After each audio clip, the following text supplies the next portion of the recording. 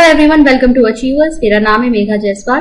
तो आज हम एक नया टॉपिक स्टार्ट करने वाले हैं और हम पढ़ेंगे टीचिंग के विषय में। टीचिंग जिसे आप हिंदी में कहते हैं शिक्षण। अगर आप इस चैनल को पहली बार देख रहे हैं तो इस चैनल को सब्सक्राइब कर लीजिए, साथ ही साथ बेल आइकन को टैप कर लीजिएगा, जिससे कि मेरे अगर कोई भी न्यू वीडियोस आते हैं तो उनके नोटिफिकेशंस आपको मिल जाए। अगर आपको इस चैनल पे कराया गया कंटेंट पसंद आ रहा है और आप सिस्टमैटिक तरीके से मुझसे सीटेट या किसी भी अन्य स्टेट टीईटी एग्जाम के लिए पेडागोजी मुझसे पढ़ना चाहते हैं तो आप हमारे अचीवर्स ऐप को डाउनलोड कर सकते हैं। अचीवर्स ऐप का डाउनलोड करने का लिंक जो है वो नीचे डिस्क्रिप्शन बॉक्स में दिया है। इसके अलावा आप किसी भी तरह का ऑनलाइन टेस्ट अगर प्रैक्टिस करना चाहते हैं, मतलब अगर आपको सीटेट के प्रीवियस ईयर के जो ऑनलाइन टेस्ट पेपर्स हैं या क्वेश्चंस हैं उनको प्रैक्टिस करना है तो उसके लिए भी आप हमारे ऐप पर आ सकते हैं। और ऑनलाइन टेस्ट का डायरेक्ट लिंक जो है वो भी मैंने नीचे डिस्क्रिप्शन बॉक्स में दे दिया है। स्टार्ट करते हैं। सबसे पहले कुछ डेफिनेशन यानी परिभाषाएं देखते हैं टीचिंग की। तो एच.सी. मॉरिसन की एक डेफिनेशन है कि teaching is an intimate contact between the more mature personality and a less mature one. तो टीचिंग यानी शिक्षण क्या है? एक इंटीमेट कॉन्टैक्ट यानी एक संपर्क है। इसके बीच में एक मोर मैच्योर पर्सनालिटी यानी एक अधिक परिपक्व व्यक्तित्व, जो कि क्या कौन होगा? आपका टीचर, ठीक है, शिक्षक। और एक लेस मैच्योर वन यानी कि कम परिपक्व व्यक्ति के बीच, जो कि कौन होगा? स्टूडेंट। तो स्टूडेंट और टीचर यानी शिक्षक और विद्यार्थी के बीच का एक संपर्क है टीचिंग। फिर है जैक्सन की एक definition, teaching is a face to face encounter between two or more persons, one of whom teacher intends to effect certain changes in other participants, जो कि क्या होंगे? आपके स्टूडेंट्स। तो शिक्षण क्या है जैक्सन के अनुसार? ये एक फेस टू फेस एनकाउंटर है। फेस टू फेस एनकाउंटर मतलब आमने सामने बैठकर आप बच्चों को पढ़ा रहे हैं। दो या दो से ज्यादा व्यक्ति हो सकते हैं, यानी यहाँ पर एक शिक्षक है और बाकी स्टूडेंट्स आपके कितने भी हो सकते हैं। तो यहाँ पर जो एक टीचर है स्टूडेंट के बीच में जो फेस टू फेस एनकाउंटर हो रहा है उसका ऑब्जेक्टिव क्या है? स्टूडेंट के व्यवहार में कुछ परिवर्तन लेकर आना, यानी कि जो विद्यार्थी हैं उनके अंदर कुछ चेंजेस लेकर आना। तो टीचर से प्रभावित होकर यानी शिक्षक से प्रभावित होकर स्टूडेंट्स के अंदर हमें चेंजेस देखने को मिलते हैं। फिर है एक जेबी ह्यूग और जेम्स के डंकन की definition, teaching is an activity with 4 phases, a curriculum planning phase, an instructing phase and evaluating phase. तो यहाँ पर बहुत ही सिस्टमैटिकली टीचिंग प्रोसेस यानी कि जो शिक्षा प्रक्रिया है उसको डिफाइन किया गया है, उसको परिभाषित किया गया है कि ये आपके क्रिया है जिसमें आपके 4 फेजेस इन्वॉल्व होते हैं, जहाँ पे आपका करिकुलम बनेगा, आप योजना बनाएंगे, निर्देशन देंगे या अनुदेशन देंगे और उसके बाद मूल्यांकन करेंगे कि आपने जो शिक्षण प्रक्रिया चलाई है वो किस हद तक अपने ऑब्जेक्टिव्स को अचीव कर पाई। तो बेसिकली ये एनालाइज कर रही है पूरे शिक्षण प्रक्रिया को। फिर है एक क्लार्क की डेफिनेशन। क्लार्क की डेफिनेशन है, teaching refers to activities that are design and perform to produce in students behaviour. तो क्लार्क के अनुसार शिक्षण क्या है? ये ऐसी गतिविधियां हैं जिसे डिजाइन किया जाता है, बनाया जाता है और परफॉर्म किया जाता है ताकि स्टूडेंट के व्यवहार में कुछ परिवर्तन लाया जाए, उसको ज्यादा बेहतर बनाया जाए। ठीक है, अब बात करते हैं नेचर ऑफ टीचिंग यानी शिक्षण की प्रकृति के विषय में बात करेंगे। तो जो टीचिंग है ये आर्ट भी है और टीचिंग एक साइंस भी है। ठीक है, तो टीचिंग आर्ट क्यों है? क्योंकि ये क्रिएटिव है और इसमें बहुत सारे स्किल्स इन्वॉल्व है, यानी कि इसमें बहुत सारे कौशल आपके शामिल हैं और ये रचनात्मक है।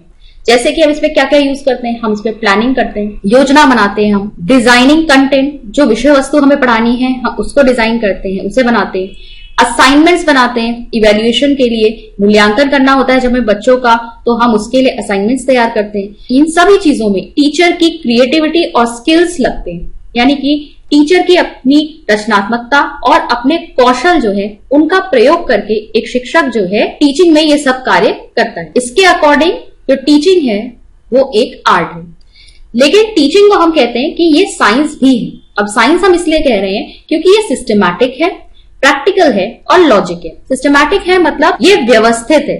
ठीक है, ऐसा नहीं है कि हम कोई भी एक्टिविटी पहले या बाद में कर सकते हैं, इसका एक प्रॉपर प्रोसीजर है। तो सिस्टमैटिक है, ये प्रैक्टिकल है यानी कि व्यवहारिक है, लॉजिकल है, तर्कपूर्ण है। जैसे कि हम सबसे पहले क्या करते हैं, जब हमें बच्चों को पढ़ाना होता है तो हम डायग्नोसिस करते हैं लर्नर का, कि लर्नर अभी किस स्टेज पर है, उसे कितना आता है पहले से, उसका पूर्व ज्ञान कितना है। ठीक है, उसका हम डायग्नोसिस करेंगे। फिर फॉर्मुलेशन ऑफ हाइपोथेसिस, यहाँ पर हम परिकल्पना का निर्माण करते हैं कि हमें बच्चे को क्या सिखाना है, किस तरीके से सिखाना है। इसके बाद हम टेस्टिंग करते हैं। जब हमने बच्चे को सिखाया है तो हम उसके बाद उसकी टेस्टिंग करेंगे with the help of assignments, activities and other evaluation techniques. यहाँ पर हमें मूल्यांकन की अलग अलग जो प्रक्रियाएं हैं, जो टेक्निक्स हैं, उन तकनीकों का हम इस्तेमाल करते हैं। और जो असाइनमेंट्स बना रहे हैं, जो एक्टिविटीज हम कराते हैं, ये सब साइंटिफिक है नेचर में। आप कुछ भी नहीं दे रहे हैं बच्चे को, ये सब साइंटिफिक होता है, ठीक है, वैज्ञानिक होता है प्रकृति में। तो क्योंकि ये पूरी शिक्षण प्रक्रिया हमें सिस्टमैटिक दिख रही है, प्रैक्टिकल दिख रही है, लॉजिकल दिख रही है, तो ये क्या हो गई, ये एक साइंस भी है। तो हम कह सकते हैं कि teaching is an art as well as science. अब अगर हम इसके अर्थ को समझने की कोशिश करें तो टीचिंग के दो तरह के अर्थ हो सकते हैं। एक हो सकता है इसका, अगर हम नैरो मीनिंग समझने की कोशिश करें, एक संकीर्ण अवधारणा अगर हम टीचिंग की समझने की कोशिश करेंगे, और दूसरा हम इसका एक वाइडर मीनिंग समझने की कोशिश करेंगे। तो नैरो मीनिंग के हिसाब से देखें तो टीचिंग क्या है, टीचिंग सिर्फ प्रॉब्लम सॉल्विंग है, यानी शिक्षण क्या है, समस्या समाधान। कि टीचर क्या करता है, स्टूडेंट जब लर्निंग पाथ पर चल रहा है, जब वो सीख रहा है, तो उसके रास्ते में अगर कोई डिफिकल्टीज आ रही हैं, कोई मुश्किलें आ रही हैं, तो उन डिफिकल्टीज को रिमूव करना और विद्यार्थी को सीखने के लिए मोटिवेटेड रखना, ये टीचर का काम है। तो टीचर का काम सिर्फ क्या है कि अगर बच्चा सीख रहा है, जब सीखने के उस रास्ते में उसके सामने अगर कोई समस्या आई तो उस समस्या का समाधान कर दे, कोई परेशानी या कोई डिफिकल्टी आ रही है, कोई अवरोध हमें दिखाई दे रहे हैं, तो उस अवरोध को वो हटा दे और बच्चे को हमेशा सीखने के लिए मोटिवेटेड रखे। तो ये है नैरो मीनिंग। लेकिन अगर हम इसका वाइडर मीनिंग देखें, यानी कि एक व्यापक अर्थ हम शिक्षण का समझने की कोशिश करें, तो टीचिंग क्या है, इसमें बहुत सारी एक्टिविटीज इन्वॉल्व है, ठीक है। It involves lot of activities, जो कि किस लिए जरूरी है, बच्चे के अंदर वांछित परिवर्तन यानी डिजायरेबल चेंजेस लाने के लिए जरूरी है। और डिजायरेबल चेंजेस क्या होते हैं, जहां हमें बच्चे का या लर्नर का, अधिगमकर्ता का ओवरऑल डेवलपमेंट करना होता है, सर्वांगीण विकास करना होता है। अब जो आपका टीचिंग लर्निंग प्रोसेस है वो सिर्फ आपकी कक्षा तक सीमित नहीं होता है। बच्चा जब स्कूल में एंटर करता है, स्कूल में वो कितनी भी जो एक्टिविटीज है जिनमें वो इन्वॉल्व हो रहा है, ठीक है, जो भी चीजें वो कर रहा है, वो सब उसके ओवरऑल डेवलपमेंट में हेल्पफुल होती है। सिर्फ क्लासरूम में बैठकर पढ़ना ही यहाँ टीचिंग लर्निंग का प्रोसेस का हिस्सा नहीं है। तो जब आप बच्चे का ओवरऑल डेवलपमेंट यानी सर्वांगीण विकास की बात कर रहे हैं, तो आप बच्चे के फिजिकल एस्पेक्ट्स पे डेवलपमेंट की भी बात करेंगे, जहाँ पे बच्चा प्लेग्राउंड में खेल रहा है, स्पोर्ट्स में पार्टिसिपेट कर रहा है, गेम्स में पार्टिसिपेट कर रहा है। हम उसके इमोशनल डेवलपमेंट की बात करेंगे, साथ ही साथ हम वो सोशल डेवलपमेंट की बात करेंगे। तो जब हम एक्टिविटीज करा रहे हैं, ग्रुप एक्टिविटीज करा रहे हैं, कल्चरल प्रोग्राम से भी बच्चा हिस्सा ले रहा है, ठीक है, जब ड्रामाज, डांसेस वगैरह बच्चे परफॉर्म कर रहे हैं, तो वहां पर उनका सोशल डेवलपमेंट, इमोशनल डेवलपमेंट और भी बहुत सारी चीजें जो है वो सब इन्वॉल्व होती है। तो टीचिंग सिर्फ आपकी क्लासरूम तक ही सीमित नहीं है। तो टीचिंग में बहुत सारी चीजें इन्वॉल्व हैं, सारी वो एक्टिविटीज जो बच्चे के अंदर वांछित परिवर्तन लाने के लिए आवश्यक हैं, हम उसको इसमें इंक्लूड करेंगे। तो टीचिंग का ये व्यापक अर्थ। अब कैरेक्टरिस्टिक्स यानी कि शिक्षण के विशेषताएं देखते हैं क्या होती हैं। तो पहला है आपका teaching is an effective interaction between teacher and student. तो शिक्षक और विद्यार्थी, टीचर और स्टूडेंट के बीच में एक प्रभावशाली या प्रभावपूर्ण इंटरेक्शन है, अंतःक्रिया है, जहां पर जब टीचर स्टूडेंट से कुछ कह रहे हैं तो उसका प्रभाव बच्चों के ऊपर पड़ता है। बच्चे टीचर से लगातार कुछ ना कुछ सीख रहे हैं, सिर्फ कहने से ही नहीं, सिर्फ उनके पढ़ाने से ही नहीं, उनके व्यवहार से, जिस तरीके से आप क्लासरूम में एक्ट करते हैं और जो अंतःक्रिया एक टीचर और स्टूडेंट के बीच में चलती है, वो सब जो है स्टूडेंट को प्रभावित करती है। तो ये एक इफेक्टिव इंटरेक्शन है। फिर है it is a social process, सामाजिक प्रक्रिया है। देखिए स्कूल को भी एक मिनिएचर सोसाइटी कहा जाता है। स्कूल जो है वो भी एक समाज का ही एक छोटा सा रूप है, आप कह सकते हैं, क्योंकि बच्चे जो हैं परिवार से निकल के जब स्कूल में जाते हैं तो अलग अलग तरह के लोगों के संपर्क में आते हैं। वहां एक बच्चा टीचर के संपर्क में आ रहा है, वहां प्रिंसिपल, हेडमिस्ट्रेस, जो स्कूल के अन्य कर्मचारी हैं, फिर उसका जो पीयर ग्रुप है, जो सहपाठी हैं, उन सब से बच्चे जो हैं इंटरैक्ट कर रहे हैं। तो ये एक सोशल प्रोसेस है, जहां पर आप अकेले में बैठ के बच्चे को नहीं पढ़ा रहे हो, यहाँ पर बच्चे को एक समाज का हिस्सा बन के जो है सीखना है। तो इसीलिए हम कहेंगे कि टीचिंग जो है क्या है, एक सोशल प्रोसेस है। फिर है इट इज गोल ओरिएंटेड। शिक्षण जो है लक्ष्य निर्देशित होता है, यानी टीचिंग जब भी हम करेंगे तो कभी भी वो उद्देश्यहीन नहीं होती। आप कुछ भी बच्चे को क्लासरूम में पढ़ाने जा रहे हैं, उसके लिए आप पहले से ही कुछ गोल्स डिसाइड कर लेते हैं, कुछ ऑब्जेक्टिव्स आप डिसाइड कर लेते हैं कि बच्चा ये चीज सीखने के बाद क्या कर सकेगा, ठीक है, बच्चा क्या करने के केपेबल होगा, ठीक है। तो ये चीज आपको पहले से ही डिसाइड करनी होती है। तो वो टॉपिक, वो विषय वस्तु जो भी आप कक्षा में पढ़ाने जा रहे हैं, उससे पहले आप क्या डिसाइड करते हैं, ऑब्जेक्टिव डिसाइड करते हैं। तो ओवरऑल टीचिंग के भी आपके ऑब्जेक्टिव्स होते हैं। ओवरऑल जब आपको साल भर में बच्चे को क्या पढ़ाना है, आप क्या बच्चे के अंदर डिजायरेबल चेंजेस देखना चाहते हैं, ये आप पहले से ही डिसाइड कर लेते हैं। तो शिक्षण जो होता है हमेशा उद्देश्य निर्देशित होता है या लक्ष्य निर्देशित होता है, जहां आप पहले से ही प्री डिसाइडेड ऑब्जेक्टिव्स या गोल्स को अचीव करते हैं with the help of teaching learning process. फिर है आपका fourth point, it involves all 3 levels.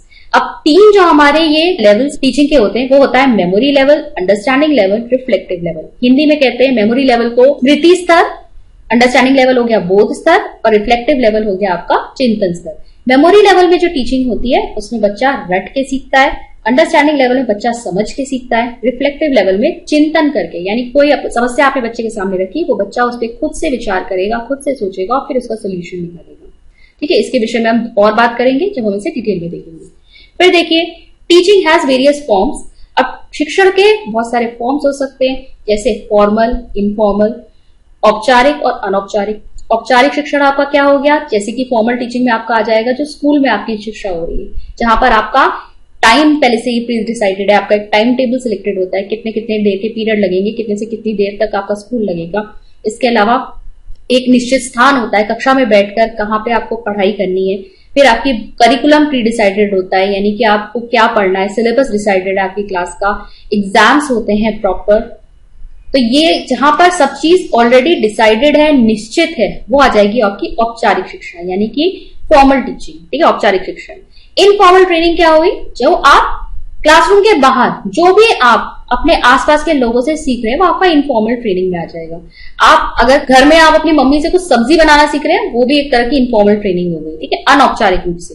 ठीक है, जहां पर आपसे कोई निश्चित समय नहीं है, निश्चित जगह नहीं है, जहां पर आपसे कोई एग्जाम नहीं लेने वाला, ये सब आपका क्या आ जाएगा, इनफॉर्मल में आ जाएगा, अनौपचारिक। फिर होता है कंडीशनिंग, जिसे आप कहते हैं अनुबंधन, जहां पे आपकी हैबिट फॉर्मेशन की जाती है।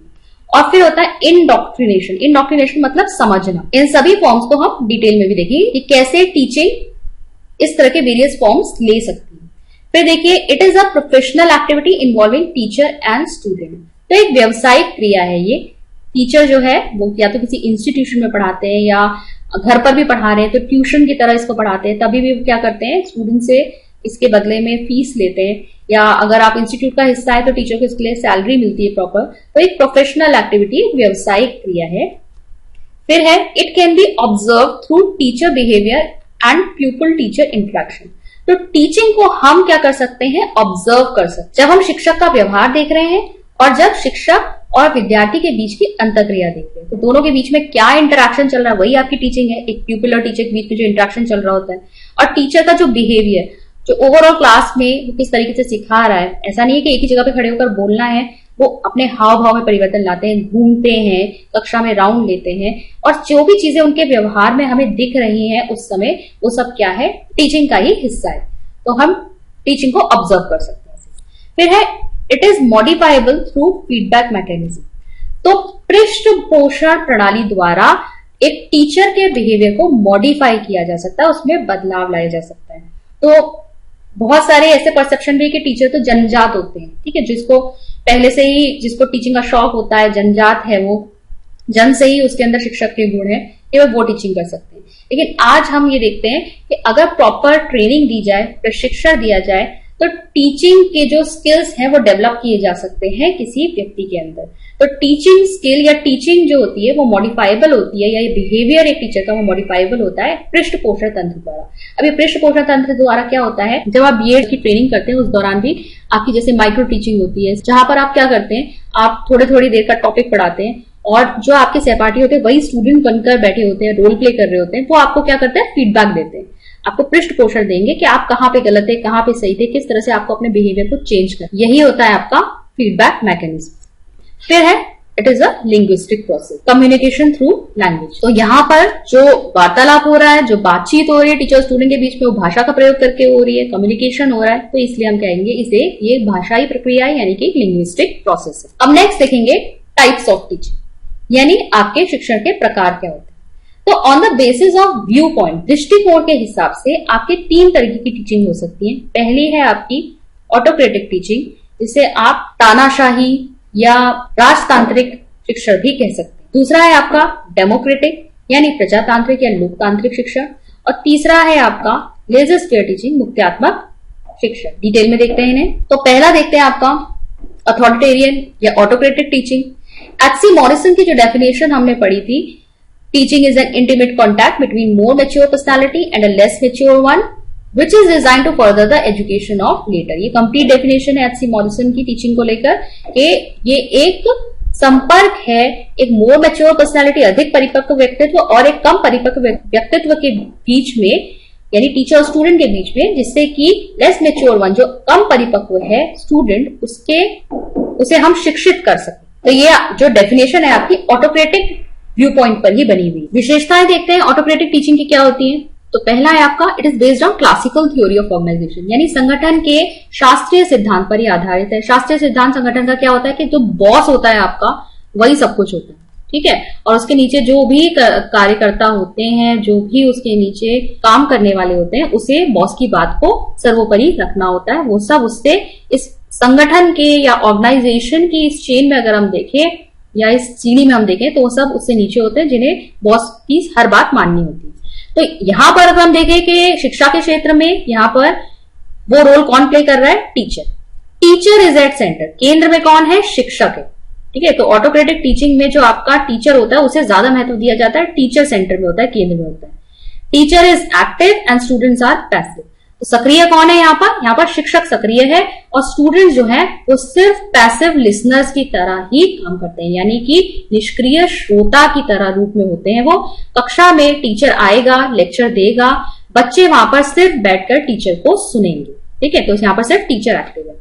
फिर फोर्थ पॉइंट है कि importance of teacher is emphasized where students importance is ignore. Teacher को यहाँ ज्यादा महत्व दिया जाता है और स्टूडेंट्स की इंपॉर्टेंस को बिल्कुल ही इग्नोर कर दिया जाता है। स्टूडेंट यहाँ पर महत्वपूर्ण नहीं है, और स्टूडेंट जो है वो सिर्फ जो भी उन्हें सिखाया जा रहा है उसे रट सकते हैं। वो कुछ क्वेश्चन नहीं पूछ सकते, वो क्रिटिसाइज नहीं कर सकते, आलोचना नहीं कर सकते वो टीचर की, और ना ही वो टीचर से बीच में कोई प्रश्न पूछ सकते हैं। यहाँ पर सिर्फ टीचर ने जो आकर बोला वो बच्चों को बस रटना है, समझ, उस पर क्रॉस क्वेश्चनिंग उन्हें नहीं करनी। नेक्स्ट आती है आपकी डेमोक्रेटिक टीचिंग, जिसे आप लोकतांत्रिक या प्रजातांत्रिक कहेंगे। एडमंड एमेडॉन की जो डेफिनेशन है कि teaching is interactive process primarily involving classroom talk which takes place between teacher and pupil and occurs during certain definable activities। तो एडमंड एमेडॉन की ये जो डेफिनेशन है ये आपकी डेमोक्रेटिक व्यू पॉइंट पे बनी हुई है कि टीचिंग क्या है, शिक्षण क्या है, एक इंटरैक्टिव प्रोसेस है जहां पर बातचीत हो रही है क्लासरूम में टीचर और स्टूडेंट के बीच में। तो दोनों बातचीत कर रहे हैं, ठीक है, दोनों को अधिकार है बोलने का। तो ये किस पर बेस्ड है, ये based on human relation theory, मानव संबंध सिद्धांत पर ये आधारित है। यहां पर सेंटर में कौन है, relation between teacher and student. तो शिक्षक और विद्यार्थी के बीच में जो संबंध है वो केंद्र में होता है, उसे इंपॉर्टेंस दी जाती है। तो यहां पर देखा जाए रिलेशनशिप इंपॉर्टेंट है, लेकिन यहाँ पर टीचर और स्टूडेंट दोनों ही जो है यहाँ पर महत्वपूर्ण माने जाएंगे। Involves classroom interaction between teacher and student, ये हमने डेफिनेशन में भी देख लिया। टीचर और स्टूडेंट के बीच में जो भी इंटरेक्शन हो रहा है, जो बातचीत हो रही है क्लासरूम में, वही क्या है, आपकी डेमोक्रेटिक टीचिंग के अंतर्गत आएगी। स्टूडेंट्स के पास यहाँ पे क्वेश्चन पूछने का और टीचर को क्रिटिसाइज करने का अधिकार होता है। अब क्रिटिसाइज करने का मतलब ये नहीं है कि आप टीचर को कुछ भी बोल रहे हैं। क्रिटिसाइज मतलब अगर आपको कोई चीज समझ में नहीं आ रही है तो आप टीचर को ये बोल सकते हैं कि आप दूसरा एग्जाम्पल देके समझाइए, या आपको अगर वो कहीं पे गलत लग रहे टीचर, तो वहां पे भी आप कह सकते हैं, ठीक है, ताकि टीचर जो है वहां पे उसे इम्प्रोवाइज कर ले या उसको ठीक कर ले। तो बच्चों को क्रिटिसाइज करने का या फिर क्वेश्चन पूछने का अधिकार डेमोक्रेटिक टीचिंग में होता है। तीसरी होती है आपकी leisure sphere teaching, non interfering teaching कहलाती है। नॉन इंटरफेयरिंग टीचिंग मुक्त्यात्मक है। In the words of John Brubacher, Brubacher की डेफिनेशन आती है यहाँ पे, teaching is an arrangement and manipulation of a situation in which there are gaps or obstructions which an individual will seek to overcome and from which he will learn in the course of doing so. तो teaching कैसा arrangement बताया इन्होंने, यहाँ पर एक ऐसी situation बच्चों के सामने रखी जाती है जहां पर बच्चा खुद से सीख रहा है, ठीक है। तो टीचर का इन्वॉल्वमेंट यहाँ मिनिमम होता है। बच्चों के सामने आपने समस्या रखी, आप उसको रास्ता भी बता सकते हैं थोड़ा बहुत, लेकिन वहां पर बच्चा खुद से उस रास्ते पे चलकर सीख रहा है। कोई ऑब्स्ट्रक्शन, कोई रुकावट आ रही है तो उनको ओवरकम करने में, उन चैलेंजेस को हटाने में, उस चैलेंजेस को ओवरकम करने के दौरान जो है बच्चा सीखता है। तो यहाँ मिनिमम पार्टिसिपेशन होता है टीचर का। टीचर की जब जरूरत पड़ेगी तब बस बच्चा उनसे हेल्प ले सकता है, तो टीचर उसे प्रॉपर से गाइड कर देंगे। एक एक करना सब कुछ यहाँ स्टूडेंट को खुद। तो ये किस पर बेस्ड है? It is based on modern theory of organisation, यानी कि संगठन के आधुनिक सिद्धांत पर यह आधारित है। आजकल आपने नए नए तरह के ऑफिसेज भी देखे होंगे जहां पर ऐसा नहीं है कि बॉस ने जो कह दिया वही सर्वमान्य होगा। वहां पर सभी जो काम करने वाले हैं उनको अधिकार होता है कि वो बोल सके कि क्या करना चाहिए। ठीक है, कोई प्रोजेक्ट सामने आया है तो उसमें क्या करना चाहिए। तो इस तरह का जो मॉडर्न सेटअप आजकल हमें देखने को मिलता है उस पर बेस्ड है आपकी लेजर स्क्वायर टीचिंग। सेकंड है आपका students are comparatively given much importance. तो यहाँ पर विद्यार्थियों को ज्यादा महत्वपूर्ण समझा जाता है, यहाँ उनको ज्यादा इंपॉर्टेंस दी जाती है। Teacher and student both are involve in decision making. तो यहाँ पर शिक्षक और विद्यार्थी दोनों मिलकर जो है निर्णय लेते हैं। अगर कहीं भी क्वेश्चंस आपसे इस तरह से पूछे जाते हैं कि टीचिंग सेटअप कौन सा बेस्ट होता है, तो ये है कि जहां पर स्टूडेंट को भी बात करने का अधिकार है। ठीक है, जहां पर स्टूडेंट भी बात कर सकता है तो वो टीचिंग प्रोसेस जो है वो सबसे अच्छा होता है। आज हमने इतना कवर कर लिया है। नेक्स्ट वीडियो में हम कवर करेंगे टीचिंग के वेरिएबल्स, फेजेस, लेवल्स। ठीक है, ये हमारा नेक्स्ट वीडियो में कवर होगा। आज के वीडियो में बस इतना ही, मिलते हैं नेक्स्ट वीडियो में। Thank you.